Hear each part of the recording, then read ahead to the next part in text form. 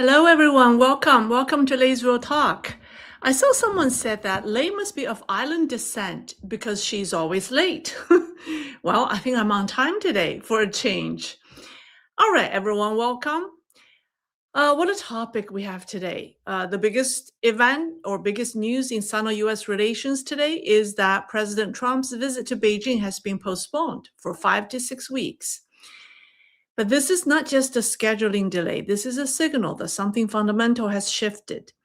On the surface, Washington says it's about the war in Iran, and that's true, at least in part. The conflict has forced Trump to remain in Washington to manage a rapidly evolving situation. But underneath the surface, the delay points to something much bigger. I see a shift in the trajectory of US-China relations and a growing sense that Trump no longer needs to go to Beijing. Because in today's geopolitics, everything is connected. It's almost like a jigsaw puzzle. Move one piece and the entire board changes. All right, so let's start with the basic question. Why did Trump agree to go to Beijing in the first place? Sorry, I got distracted. I should mute my phone. All right, let me do that. I'm so sorry. This should be muted. Otherwise, I'll be distracted. All right, so where were we? Okay, why did Trump agree to go to Beijing in the first place? Well, there have been many interpretations. Some say it's about managing competition, preventing miscalculation between the two powers. Others say it's economic negotiation, trade, supply chains, leverage. Others say it's crisis management, keeping communication open in a volatile world. But I think it's there's a more strategic way to look at it. I think we discussed this a few weeks ago. It's called keep your friends close and keep your enemies closer. Practically speaking, I think he has two goals. The first is rare earth, to make sure that they don't become a strategic choke point. And the second is something less visible but equally important. It is to assess Xi Jinping's real authority within the system. And this is not something that's done through formal meetings, but it's by watching what happens on the ground. Who shows up, who speaks, who actually holds power behind the scenes. Because in a system like the CCP, that kind of observation can reveal more than any intelligence report. But events have moved quickly and very quickly.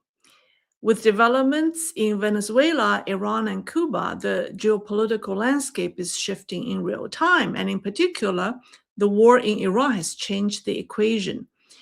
The Strait of Hormuz, one of the most strategic place right now in the world right now, and the critical energy choke point in the world, has suddenly become central to global strategy. And China depends heavily on that. Roughly 1/5 of global oil flows through it. And China, I think 1/2 of China's imported oil goes through that route. And so just like that, the leverage shifts. What used to be Beijing's rare earth card is now being counterbalanced by what you call Trump's Hormuz card. Energy supply routes, control overflows, that creates a completely different kind of pressure. At the same time, with movement in Venezuela and signals of change in Cuba, Trump has effectively brought time, give himself more time. He no longer needs an urgent meeting to deal with trade or rare earth. He can wait and he can sequence his strategy. Deal with Iran, stabilize energy flows, consolidate gains in the Western Hemisphere, and then turn to China. But for Xi Jinping, this postponement is not neutral. It's a loss, a big loss for him. Because to understand why this matters so much, we need to go back to 2017. Okay, so let's go back to 2017. Now, before I talk about the biggest event of 2017 in US China relations, I want to say this. In the eyes of the CCP, hosting a US president is not just diplomacy, it's the highest form of political engineering. Let's talk about Trump's last visit to Beijing. That was 9 years ago in 2017, November 2017, actually. At the time, the leadership in Beijing went all out to welcome America's new commander-in-chief. They cleared out the Forbidden City just for him. Xi Jinping himself was the tour guide. There were cultural performances inside the palace. And most importantly, Trump became the first and so far the only foreign head of state to be hosted for dinner inside the Forbidden City since the founding of the PRC. That detail matters. Back then, Xi Jinping's officials worked meticulously to stage a flawless spectacle and to present their leader on equal footing with the American president. But guess what? Just 4 months after the trip, Trump launched the trade war under Section 301. That was March 2018. That contrast was stark.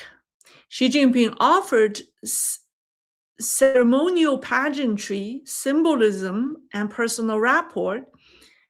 Trump responded with tariffs, leverage, and structural pressure. So that pageantry did not translate into outcomes. Now let's return to 2026, and the mood in Beijing has completely shifted. The same group of officials, I assume they're the same, maybe some have moved on and some have been discharged, but the officials in charge of Trump's visit at the Ministry of Foreign Affairs are now facing a deep sense of gloom and pressure. Why? Why do I say that? Because their boss has given them a mission impossible. They're ordered to treat Trump like a king so he doesn't hit China with 145% tariffs. But at the same time, they must take the evening news, they must work very hard to make CCTV's evening news look like a grand tribute where the US president appears to be paying respect to China. In other words, they're being asked to achieve two contradictory goals at the same time. Protect the relationship and then protect the leader's prestige. But that I want everything demand is driving the bureaucracy to the brink. Normally, a visit of this level is choreographed months in advance. Senior US officials would shuttle back and forth between Washington and Beijing, negotiating every detail the Chinese side cares deeply about, such as the length of the red carpet, the positioning in official photos, the exact wording of the first exchange. Everything down to when to smile and when to nod is scripted to the second. This ritualized precision is not trivial. It is a core part of how Beijing demonstrates authority to its domestic audience. It's how the leadership proves that China stands as a world-class power.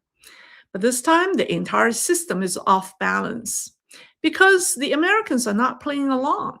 Instead of a grand state visit, Washington has effectively reduced the trip to what people call a shrinking business visit. Chinese officials are reportedly so frustrated that they've begun voicing complaints to, guess who? Foreign media, something highly unusual. Didn't we see some reports from South China Morning Post 2 weeks ago about this? Well, I shouldn't say South China Morning Post is based in Hong Kong, but it's still considered foreign media because it's not in the main, it's Hong Kong based. Anyways, so why leak? Because they want to shape expectations early. If the visit appears underwhelming, they want the world and their own leaders to believe it's due to American indifference and not their own failure. So reports have pointed out that they have blamed the Americans for their cold shoulder. Messages about scheduling went unanswered. Calls to the U.S. Embassy produced a little clarity. Chinese officials are left asking basic questions. What's your plan? Where will the photos be taken? And there's simply just no answers. The U.S. advance team reportedly didn't arrive until early March, just weeks before the scheduled visit. And the message from Washington was unmistakable. This is business. This is not performance. No rehearsal, no script. So in the context of CCP diplomacy, this is deeply unsettling because without a script, there's no show. And without a show, there's no political narrative. So that was their frustration, number one. And then the second point of their frustration, or I should say friction at this point, is the travel schedule. Now, Beijing has, I should say, had prepared a similar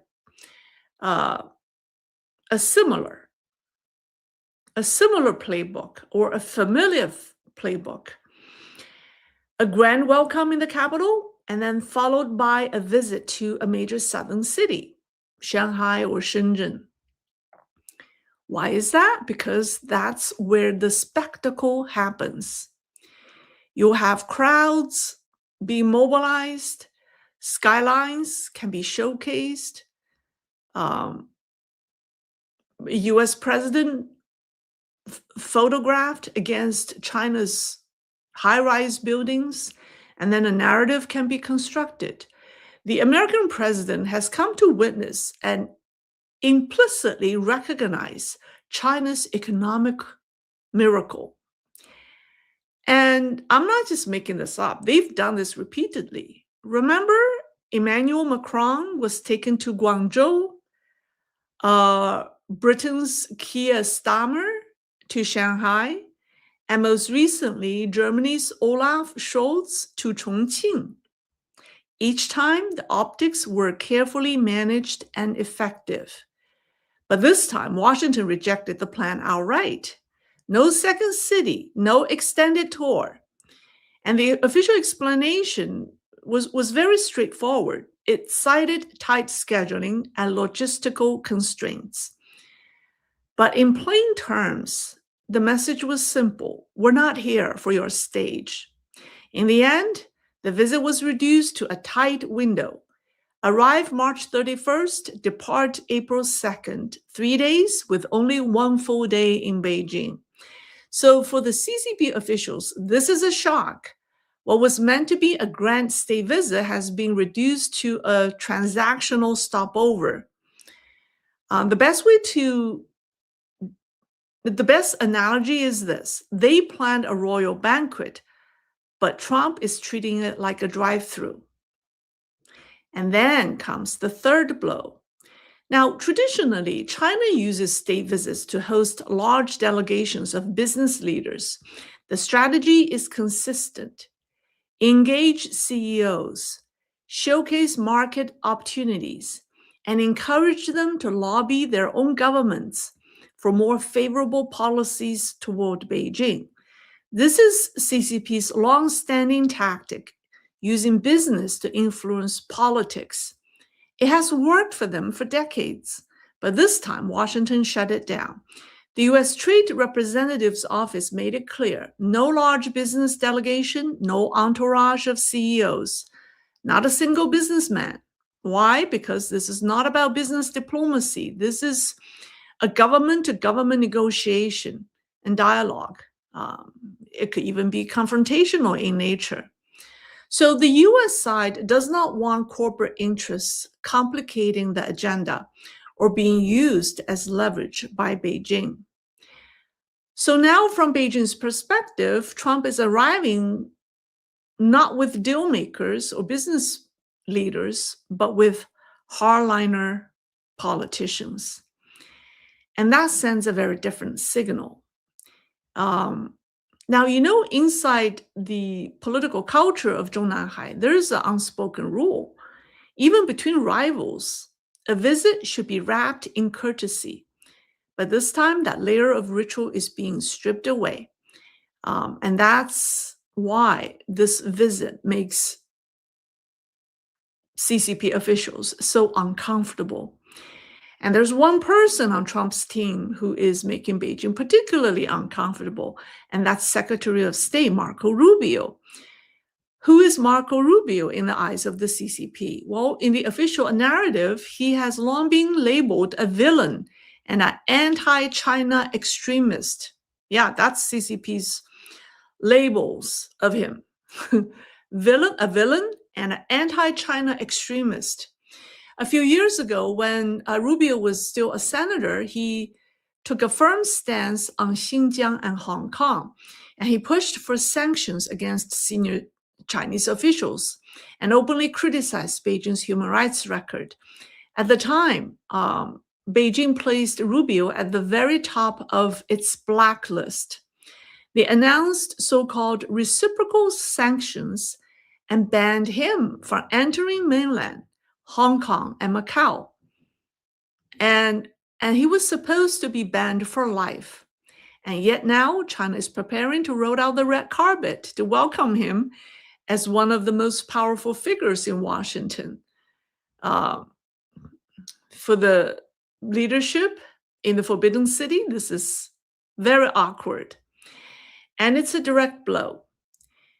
Because how do you explain this reversal to the Chinese public? Actually, if you go to the Ministry of Foreign Affairs official website and search for Rubio in Chinese, you'll find nothing. All those past statements, those angry announcements, those sanctions have quietly disappeared, erased. And that tells you something important, because the reality now is very clear. Xi Jinping is the one trying to secure this visit, not the other way around. In fact, Beijing has already put a massive gift package on the table. They've compromised to purchase record amounts of American soybeans and oil. Why? Because Xi has a very special goal. He wants to use this visit as a political signal. If Xi Jinping can secure even a limited deal with Trump, it helps him project strength and stability within the party at a time when his position is shaky and increasingly under pressure. So let's take a look at what Beijing is offering. In simple terms, this is the leadership spending national resources to stabilize political authority. So the biggest item on that list is a massive aircraft order. Beijing is reportedly considering purchasing around 500 Boeing 737 MAX jets, along with another 100 wide-body 787s, wide-body aircraft, 787s and 777s. Now that's nearly 600 planes. The value is at tens of billions of dollars. I think it could be more. I think it could be in the hundreds of billions of dollars if you do the math. Anyways, one of the largest orders, this is one of the largest orders in Boeing's history. Pro-Beijing commentators are already spinning this as a sign of strength. They say things like, look how powerful China's market is. Even the US depends on us. But that argument doesn't hold up, because this is not a normal business decision. It's very simple. Does China's aviation market actually need 600 new planes right now? With the economy slowing, consumption weakening, and airlines already under pressure, many existing flights are very empty. I mean, I've seen ticket prices have dropped to the level of an expensive meal. You could spend like 100 yuan or 200 yuan to get an air ticket. And even the high-speed rail system, once considered a cash engine, is seeing declining demand. So airlines are struggling just to stay afloat in China. And now the government are ordering 600 planes at the moment. It's almost like someone who can't even keep up with mortgage payments suddenly go out to buy 10 Mercedes-Benz. And there's another issue. Boeing can't even deliver these planes anytime soon.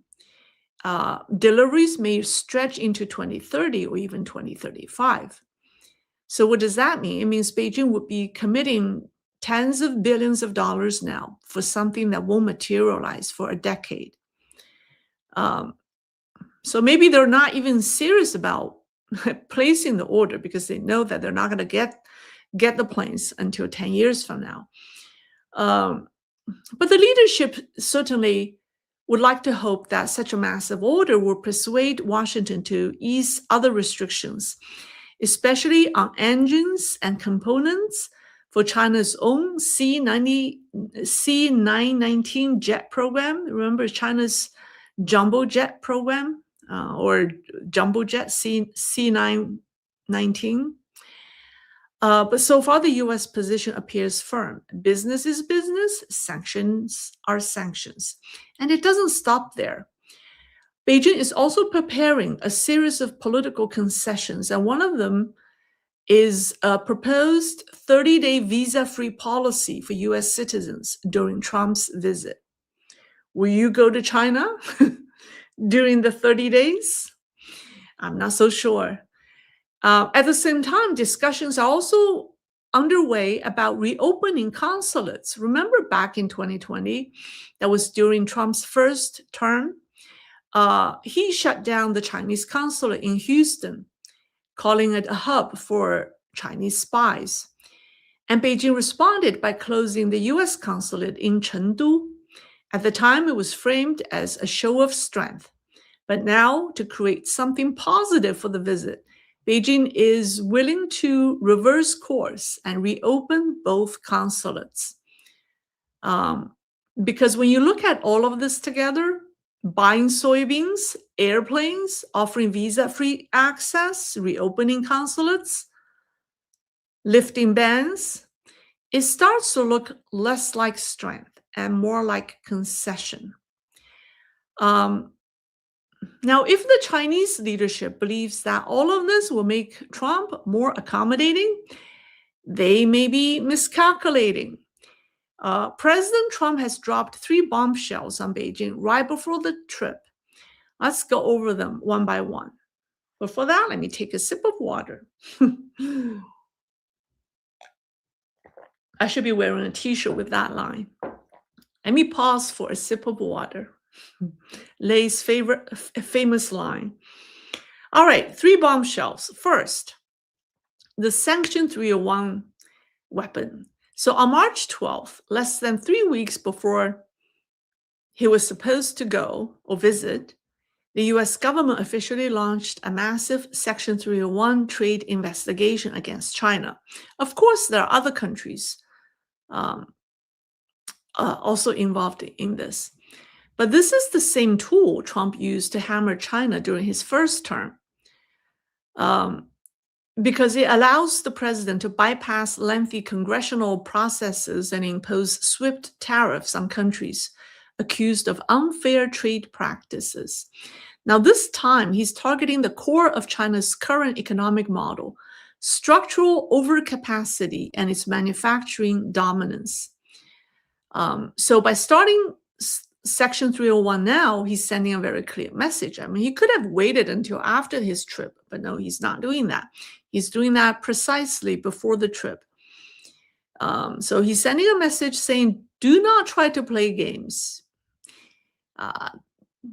Your fancy dinner or cultural performance inside the Forbidden City will not make me ignore trade dumping. There's not a chance. Okay, so number two, there's a $20 billion Taiwan arms deal. Uh, so there's a massive Taiwan arms package, $14 billion confirmed, with another $6 billion in the pipeline. And this includes advanced Patriot missile system and other advanced air defense systems, especially designed to shoot down Chinese aircraft and missiles. And it's the largest arms deal in Taiwan's history. But the timing is extremely sensitive. According to insiders, the White House already has the paperwork ready. So as soon as Trump gives the green light, the deal will be announced. But everything is prepared. They're just waiting. They're waiting for him to return from his Beijing trip to sign this. Actually, back in February, that was only last month, when Xi Jinping spoke with Trump on the phone, Xi urged Trump to handle Taiwan carefully, reminding him not to let this, massive arms deal go through, and to project a more peaceful image. China even scaled back military flights around Taiwan. But what did Trump do? He signed the $14 billion deal, or he is planning. He let it leak so that everybody knows that he is waiting until his return from Beijing to sign the deal. So here's what will happen. He will fly to Beijing, attend the state dinner, take the Boeing orders and other gift packages. And then the moment he leaves, the announcement drops. Just imagine that moment. China's state media is still broadcasting images of handshakes and great progress that Xi Jinping made with the American president. But the rest of the world is reading the headlines. The US is arming Taiwan to the teeth. That will happen.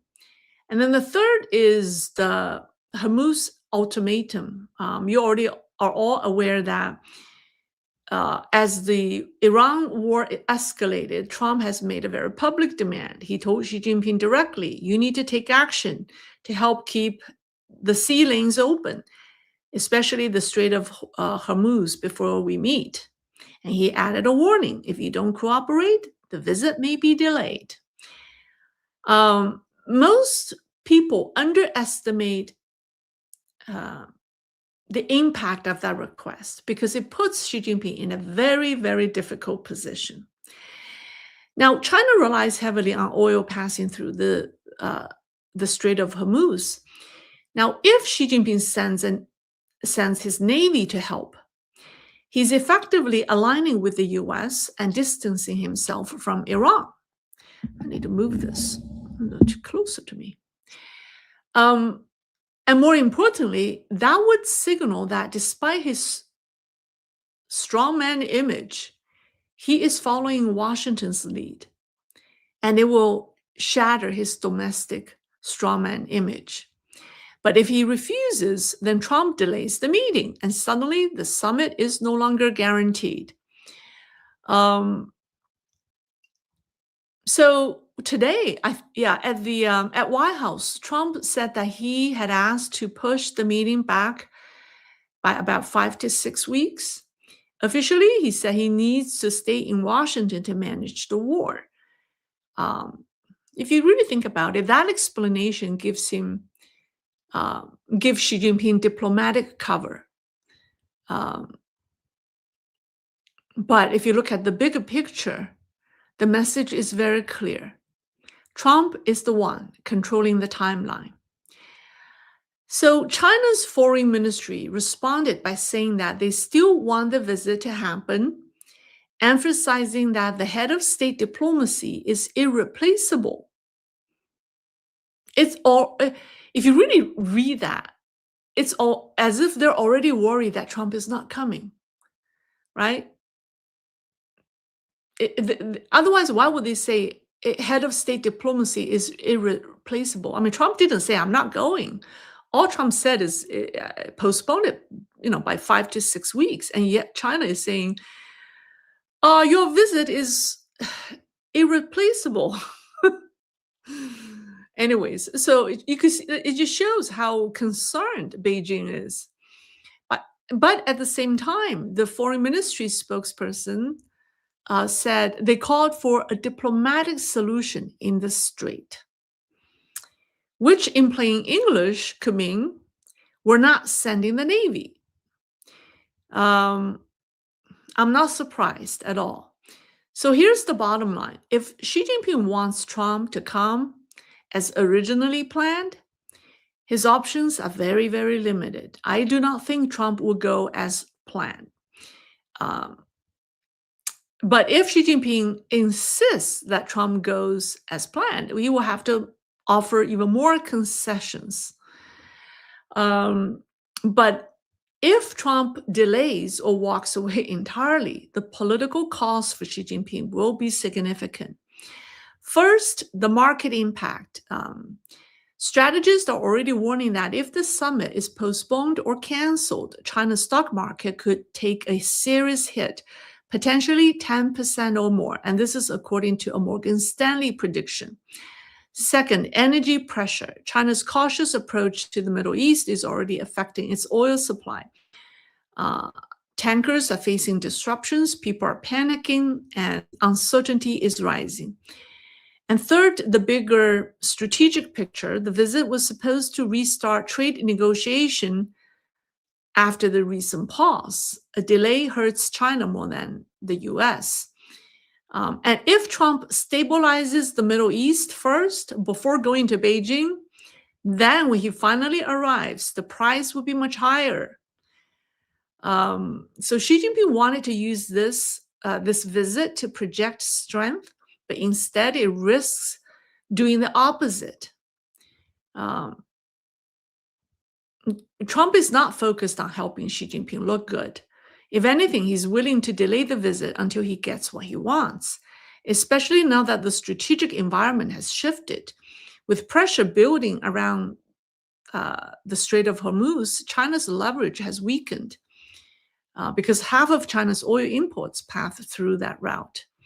So unless Beijing is prepared to offer even more concessions behind the scenes, there is very real possibility that this visit will be delayed further or even canceled altogether.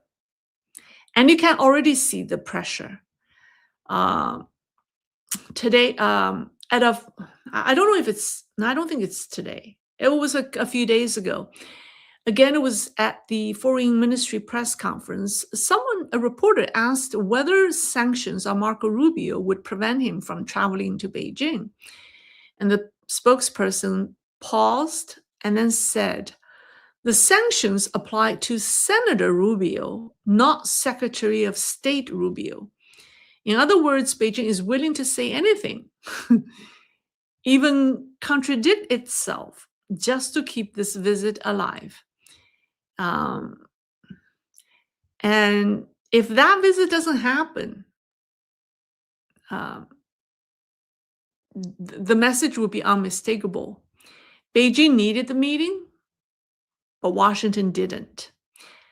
So that's what I have to say about this delayed visit. I think it's good news for the US. I think President Trump should delay it as much as he can to get as much as he can out of Beijing, because this is in the wind has shifted. So I think this is all good news. All right, now let me answer some questions. Some of you have left me questions. The first one is someone asked me, do you know what has happened to Bo Xilai? Is he really in prison, or is someone being paid to serve the time in his place? Bo Xilai is Xi Jinping's biggest political rival. When he first ascended to power, Bo Xilai was the party secretary of Chongqing, and he was the chosen heir to replace Xi Jinping by the Jiang Zemin faction. But then his police chief defected to the U.S. embassy and exposed the whole. There was a whole chain of events that happened. So Bo Xilai was eventually given a life sentence in prison, and his wife Gu Kailai was given a suspended death sentence with 2-year reprieve, but that eventually became a life sentence as well. His wife is accused of murdering her lover and the British businessman, Neil Haywood. Yeah, that's his name. So I think there's no way Xi Jinping will let Bo Xilai out of the prison. No, there's no way. Xi Jinping, as long as he's still the party secretary, he is not going to let Bo Xilai out of Qingcheng prison. So that's the idea that someone is serving the time in his place is not possible. And then the second question the person asks is, I often wonder if he would have done a better job than Xi Jinping had he risen to that position. That man is very ambitious. He's wanted Xi Jinping's job so bad that he was willing to kill. If he had risen to that position, it would be worse because both of them are leftists. Okay, Bo Xilai probably is even more hardcore than Xi Jinping. And also personality-wise, Bo Xilai is more ruthless. During the Cultural Revolution, when he was a teenager, he kicked his father and broke his rib cage. That just shows you how bad this man is. So do not pin any hope on Bo Xilai. He would be even worse. And the only reason Xi Jinping was successful in taking Bo Xilai down was because at the time, Xi Jinping had more support within the party. Bo Xilai, because of his personality, because of his leftist ideology, he had alienated so many people at the time. So people did not like him. He had so many enemies already. Even when he was a party secretary in Chongqing, he already had made so many enemies at the time. Xi Jinping, had a better PR image than Bo Xilai did. So that helped Xi Jinping take down Bo Xilai. So could you imagine if Bo Xilai really became the top guy? It would be a nightmare, worst nightmare. All right, so that's that question. And someone asked me, why is Hu Jintao still alive when he was, quote unquote, escorted from the meeting? So I think the person is asking me, he's assuming that Hu Jintao might have been killed. The underlying assumption is if Xi Jinping had the guts to remove a former leader from the stage in front of world's media, then he probably would have the guts to kill his predecessor. I think that's what the question is implying. My answer is that you have to understand who Hu Jintao is. He is a Scorpio. And a Scorpio is extremely low-key, extremely cautious, and strategic. And that's exactly who Hu Jintao is. To the point that he would fake illness to avoid trouble. He would, there were so many rumors about Hu Jintao being so sick that that he was on life support or he's in critical conditions. Rumors like that have never stopped ever since he was escorted out. But who do you think started the rumor? I think it could be from Hu Jintao himself, because he does want people to believe that he's totally incapacitated, that he's not involved, he's not doing much to survive. So Hu Jintao is not so easy for Xi Jinping to take down because one, he was um, he is a former leader, and for Xi Jinping to take down his predecessor, it's highly politically risky. And second of all, Hu Jintao knows how to protect himself and how to stay out of trouble. So it's difficult for Xi Jinping to take him down. So that's my answer. All right. Uh, how did I do? Okay. Yeah, you like my lighting? I think this lighting is better, right? Someone said, I dated a Scorpio. Lei is right. Yeah, a Scorpio is very, very low key, very, very cautious, and very, very strategic. Um, all right. Okay. Well, I saw a couple of super stickers flying by. Let me acknowledge them. I want to thank the people who support me. Um, well, I want to thank everyone who's here to join my live stream. I want to especially thank. There were a couple of green ones. Well, oh, today is St. Patrick Days. Yeah, I didn't wear green. I should have. I have so many. I love green. I have so many green clothings, but I forgot. But all the super stickers are green. Boycott China. Lady Lay, sending you lucky numbers and love. All right, 888. Okay, well that is lucky numbers. Well, thank you, boy. All right. More greens. Oh, here's another green. Kevin Steinkiewicz. Should there be a top 4 world leaders summit between Trump, Putin, Xi Jinping, and Modi after US and Israel victory in Iran held in neutral Singapore? You think Singapore is neutral? I don't think Singapore is neutral. Singapore is heavily infiltrated by the CCP. Should there be a top 4 world leader? What are they going to talk about? What would these 4 talk about? I don't think it's.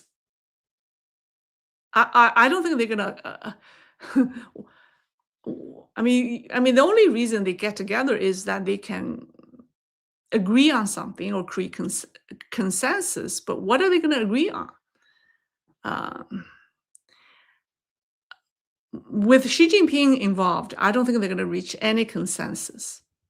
And they shouldn't be meeting in Singapore. They should pick a truly neutral country. All right. Good question. But that's very good thinking. Thank you. That's all? Is that all?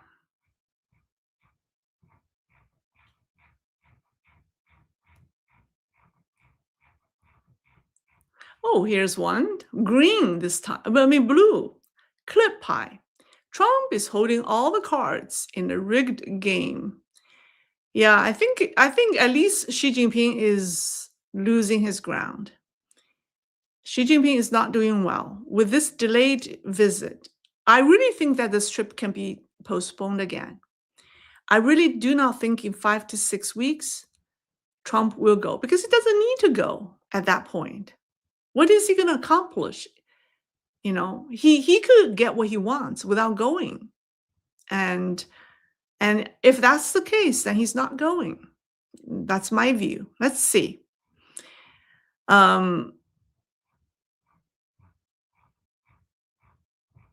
Okay, I think that's all the super stickers I got. Let me pick some questions.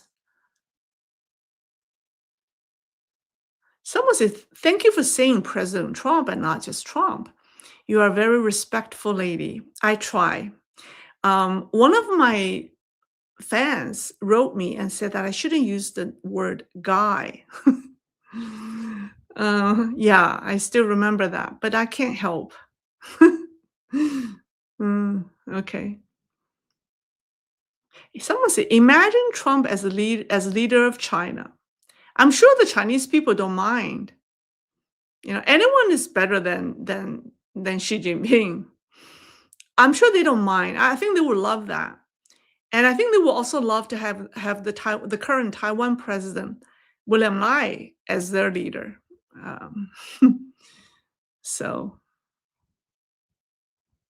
they will love anyone who stands firm. Uh, yeah, to the regime. So, all right. Let me see. Questions? She is triggered. All right. Someone asked me a question saying, let me see. All right.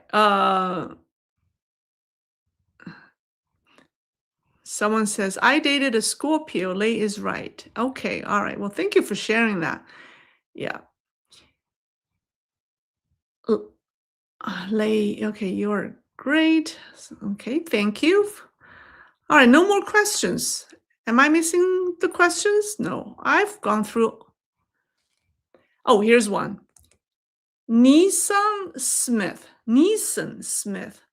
The lighting and the sound is good, and I'm glad you fixed your webcam problem. Oh, yes, thank you. I didn't do anything. I just turned on my camera as the last preparation. Instead of turn it on, check everything, and then walk away and come back, and everything is different. I just did everything and then turned on the camera as the last action, and it worked. All right. Thank you. I think this lighting is serving me well.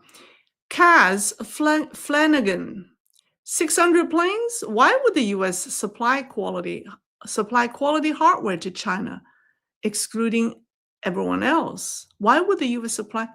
I don't think the Chinese is serious about buying 600 planes because I mean, the loss of the population and then the loss of I mean, if you look at how cheap Chinese air tickets are nowadays, it's scary. And if you look at how empty the high-speed rails are, it where is the market for 600 new airplanes? I think that's bluffing. Um, yeah, I don't take it serious. They know the U.S. can produce 600 planes in the next 5 years, so that's why they offered. I mean, they offered to buy. It means nothing. I think it. Yeah. All right. Oh, someone said, "Click." Like, can you remind me the reason Xi Jinping had Hu Jintao ejected from the hall? Okay, it was a world event. What happened was, okay, here's the whole story. Before the meeting, Xi Jinping had reached agreement or consensus with the party elders. The plan was to have what's his name? Hu Chunhua, uh, who's, I believe at the time, one of the youngest members of the Politburo, uh, to enter the standing committee, to be the executive vice chairman, maybe executive vice premier. But instead, he was kicked. He was not only not in the standing committee, he was kicked out of the Politburo entirely. So typically CCP has 25 a 25-person Politburo because it's an odd number. This party Congress only has 24. It's missing a person, and that person is Hu Chunhua. So Xi Jinping's team basically made the last minute change, dropped his name from the list without notifying the party elders. So Hu Jintao was trying to look at the folder. He noticed that Hu Chunhua's name was not on the list. Remember, there was a few minutes when he was trying to look at the folder, and then Li Zhanshu sitting next to him was trying to close the folder for him and tell him it's okay, it's okay. And then, but Hu Jintao insists on looking at the name list, the document in the folder. And then that was the moment when Xi Jinping ordered his assistant and a security guy to walk him out. So people say this Politburo was not legit because it's not the version. The standing committee was not the one approved by the party elder. The Politburo is not the one approved by the party elder. Xi Jinping made all the personnel changes last minute without notifying other stakeholders within the party. And yet, when that happened, nobody said anything on the stage. Everyone knew what Xi Jinping did. He basically hijacked the party and forced his opinion onto the entire party. And they removed Hu Jintao, who was trying to, who's, finding out. And the reason he was able to do that was because he had the support of the military. Zhang Youxia was supporting him. That's why he dared to do that.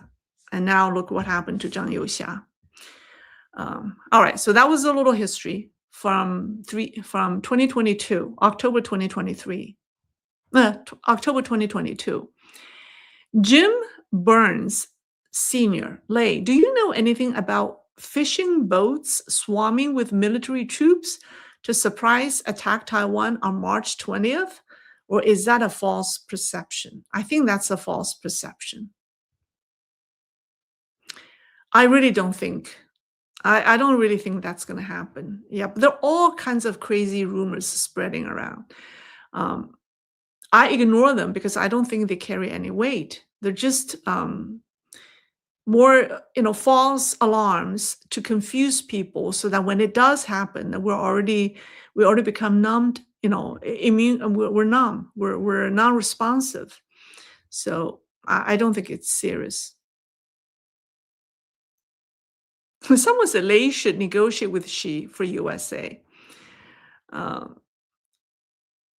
Lei at her best. Beijing planned a royal banquet. Trump treats it like a drive-through. Exactly. He treats it like a drive-through. Yeah. Not necessarily a McDonald's drive-through, but some kind of drive-through.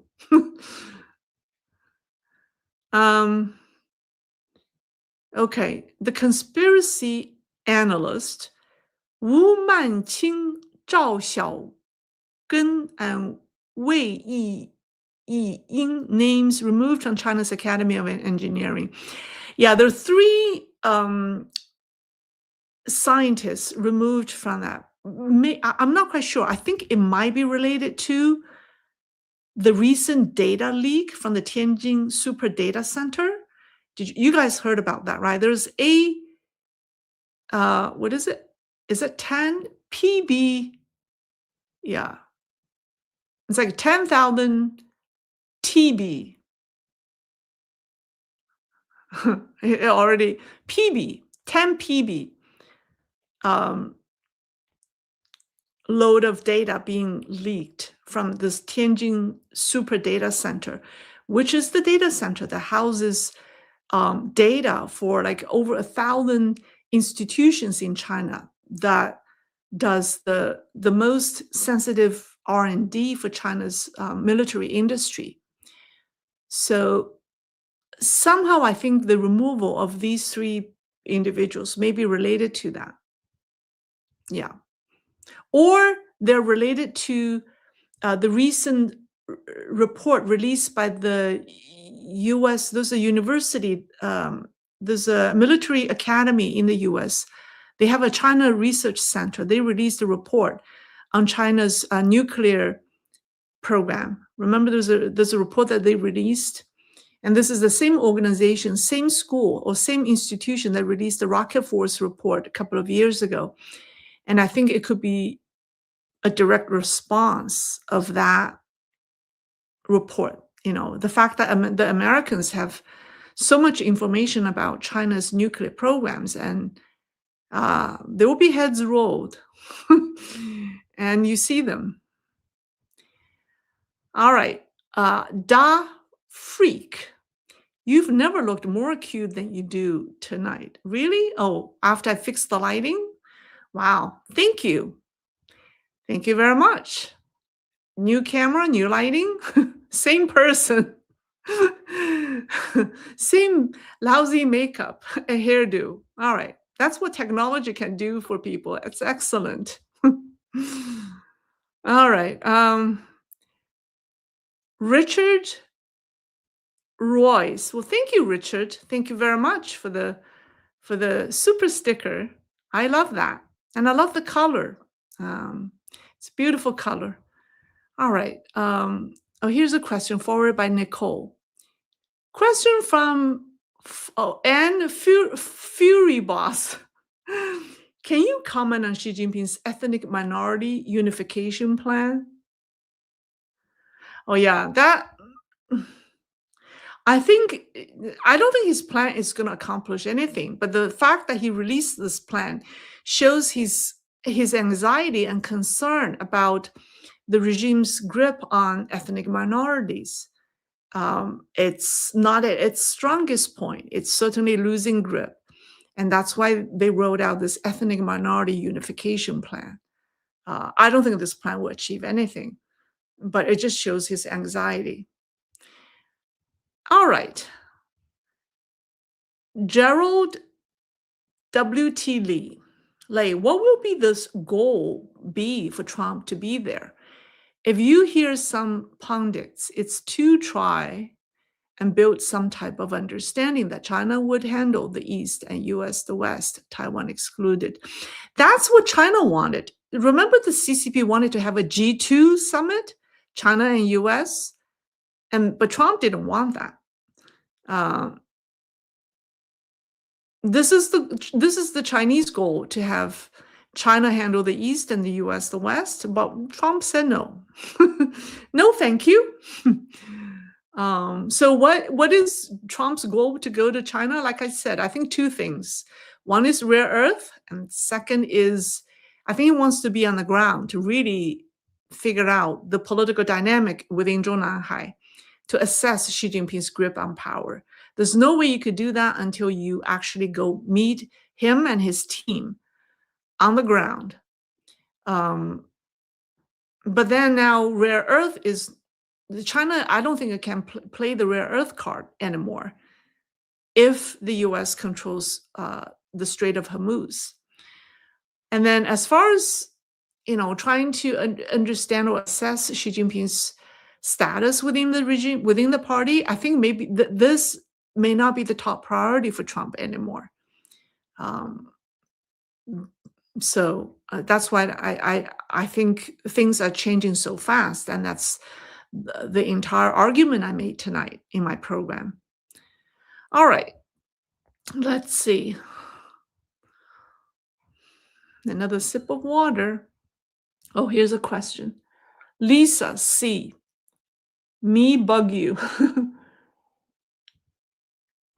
Very informative, Everything China session today. Absolutely love your analysis and in-depth insight on China and all associated close matters in relation and with China. Well, thank you, Lisa. Thank you for being here. Someone say, add a bonus Winnie the Pooh emoji for the chat. How do I do that? How do I do that? Can I custom make an emoji? Yes? No?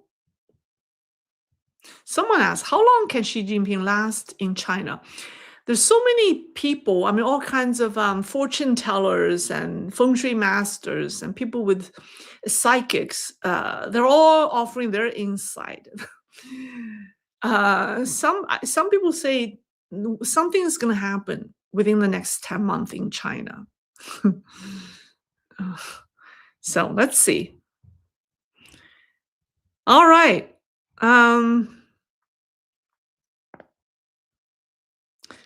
Someone said, any chance you could cover Fury's question? I already did, didn't I? All right. Okay, I think I covered that. Oh, here's one. Brian Cobb. You have a fan in Young Yakelik. He is editor of Epic Times. It's Epic, I think. An American thought leader, he said on his YouTube channel. You are a political commentator who is very sophisticated. Yeah, so many people sent me that clip when I think he interviewed a former CIA analyst, and both of them, I watched that clip. And both of them talked about me. I'm flattered. Yeah, yeah. You could tell that I take a very lighthearted approach to my subject. And you guys seem to enjoy it. But I think my subject matter is serious. I just can't be serious all the time because it makes me very tired. The subject is very heavy and tiring, so I have to be lighten it up a little bit. But I'm surprised that people take me very seriously. Good. Know your body. Okay, what is the current CCP's hold on the information space in China? I assume Chinese youth nowadays are not fooled by the party's propaganda as much as the older generations.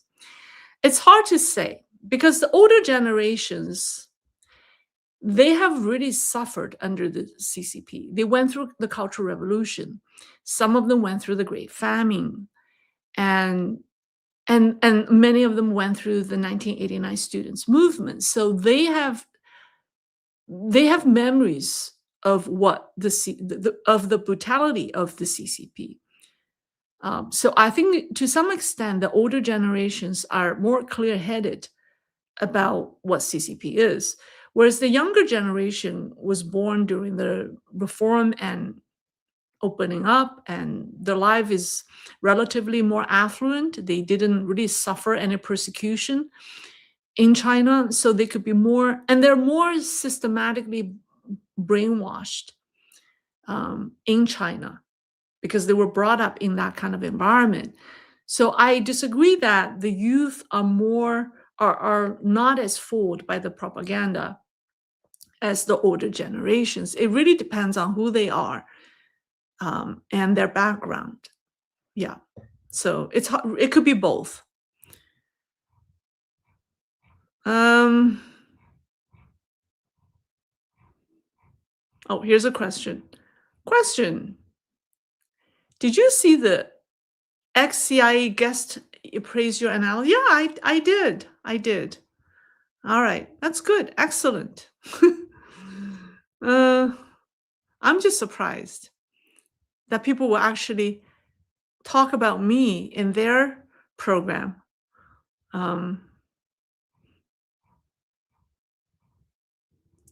Okay. Oh, here's a question from Netflix Boring. But the youth living in all that wealth aren't going to want to do with less that the CCP thinks they will settle for. It's a double-edged sword. You're right. But the youth don't know what the youth have not imagined or cannot imagine the kind of life the CCP has in for them in the next 5 years. They just don't know. But the older generations have already lived through that. They lived through that in the 60s, and then in the 1980s and the 70s. So of course the youth is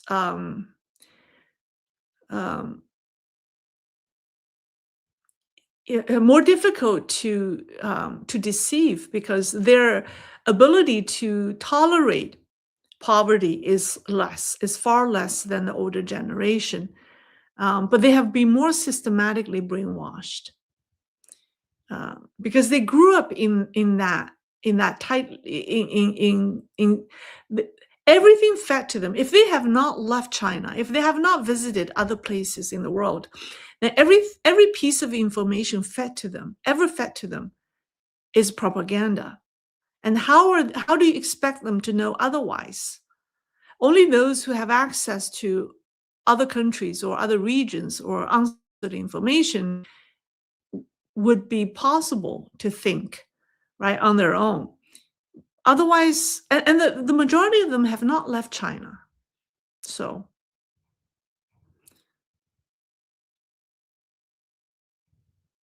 okay, all right. Wow. Okay, that's all for tonight. I reached the bottom of all questions. It has been a long program. Oh, here's a question. CAS 855. Lei, what do you think about Russia with this geopolitical move by Trump? I think I think Russia, I think Putin knows the end, how everything will end in in terms of the war with Ukraine in Ukraine. He's just trying to drag that on as long as he can to maximize his bargaining power with Trump. But I think Putin is very clear how everything will end eventually. But he's just trying to maximize his chance of not to look like a loser when everything ends. That's all.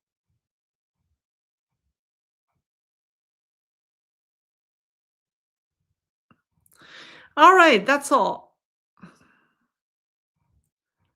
Okay, that's all for tonight. I thank you for joining me, and I'll see you on Thursday. Okay, bye.